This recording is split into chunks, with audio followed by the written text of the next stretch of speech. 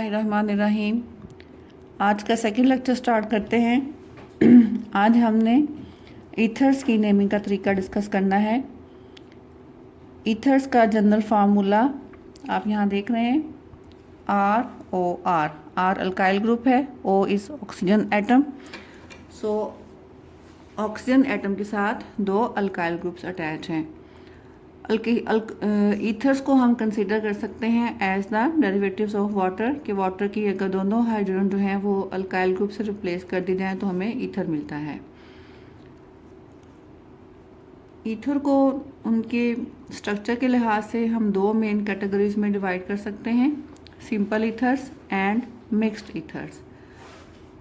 When two alkyl groups are similar, two alkyl groups कौन से? वो अल्काइल ग्रुप्स जो ऑक्सीजन के साथ अटैच हैं। आप यूँ कह सकते हैं that when two alkyl groups attach to oxygen atom are similar then the ether is called simple ether. And if the two alkyl groups attach to the oxygen atom are different in nature then the ether is called as mixed ether.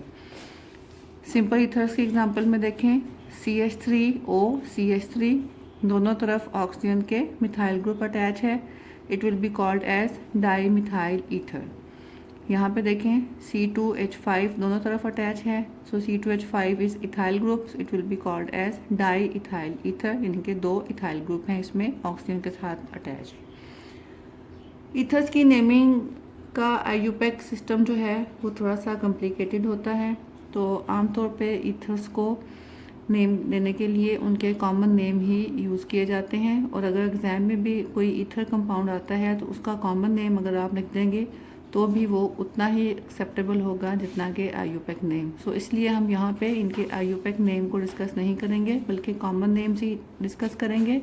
और इनकी naming का तरीका यही है कि oxygen के साथ जो दो ग्रुप्स अटैच हैं आप वन बाय वन उनका नाम लिखें, जैसे डाई मिथाइल, डाई इथाइल, तो साथ में ईथर का वर्ड लगा दें। और अगर ईथर मिक्स्ड है, मिक्स्ड ईथर मीन जब दो अल्काइल ग्रुप्स डिफरेंट हैं, उसको हम जनरली शो कर सकते हैं ROR'। ये देखें फ़र्क क्या है, यहाँ पे था ROR मीन दोनों अल्काइल सेम टाइप के थे, ये है ROR', इनके दोनों अल्काइल ग्रुप जो हैं वो डिफरेंट टाइप के होंगे। R और R' शो करते हैं कि दो अल्काइल ग्रुप्स डिफरेंट नेचर के हैं।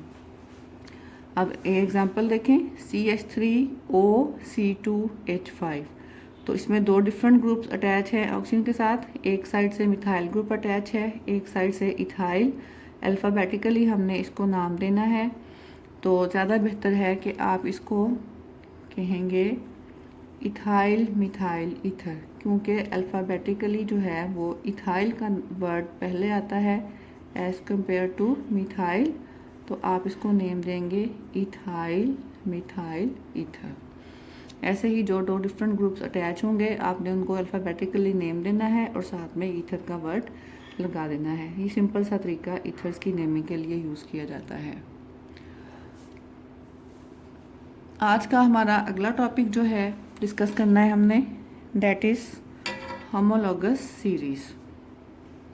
डेफिनेशन देखिएगा, the series of compounds belonging to the same class of organic compounds in which the common difference in their molecular formula is CH2, यानी कि ऑर्गेनिक कंपाउंड्स की एक ही क्लास से ताल्लुक़ रखने वाले कंपाउंड्स की एक सीरीज़ जिसमें हर कंपाउंड दूसरे कंपाउंड से कितना डिफरेंस रखता होगा, एक CH2 ग्रुप का डिफरेंस रखता होगा, that series will be called as homologous series. And the member of the series are called as homologues, and this property of the compounds is called homology. Homologous series जो हैं ये organic compounds में बहुत common है। हर class of compound जो है वो homology की का फिनोमिना जो है वो शो करता है। होमोलॉगस सीरीज़ की क्या क्या प्रॉपर्टीज़ हो सकती हैं और इसमें कुछ एग्जांपल्स हम अभी देखते हैं। एग्जांपल देखें, जैसे ये आपके पास हाइड्रोकार्बन्स की एक सीरीज़ है, CH4 यानी मीथेन है, C2H6 इथेन है, C3H8 प्रोपेन है। इस तरह से अगला मेंबर इसका ब्यूटेन, पेंटेन, आप इसको फर्दर एक्सटेंड कर सकते हैं। तो ये हाइड्रोकार्बन्स की होमोलॉगस सीरीज़ है। इसमें आप देखें हर नीचे वाला मेंबर अपने ऊपर वाले मेंबर से कितना डिफरेंस रखता है CH2 का, देखिए यहाँ पे एक कार्बन ज़्यादा है और 2 हाइड्रोजन, डिफरेंस कितना हुआ CH2। इन दोनों में देखें यहाँ पे भी डिफरेंस जो है वो CH2 है। This is a homologous series of hydrocarbons. इसको फर्दर भी हम एक्सटेंड कर सकते हैं, मैंने यहाँ पे सिर्फ इसके 3 मेंबर्स मेंशन किए हैं। इस तरह से दूसरे एग्जांपल में देखें, ये आपके पास एक होमोलोगस सीरीज है अल्कोहल्स की।